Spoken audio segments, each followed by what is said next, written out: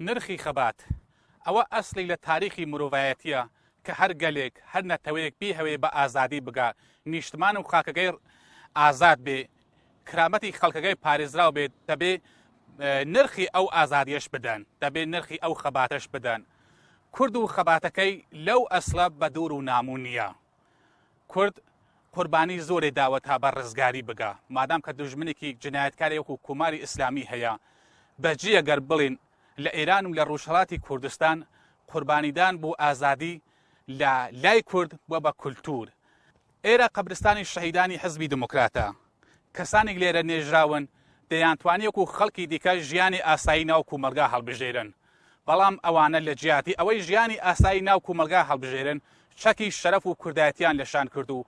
هەموو تەمەنی خۆیان ئەوەی کە لە ژیانیاندا هەبوو تەرخانیان کرد بوو گەیشتنی کورد بە ئازادی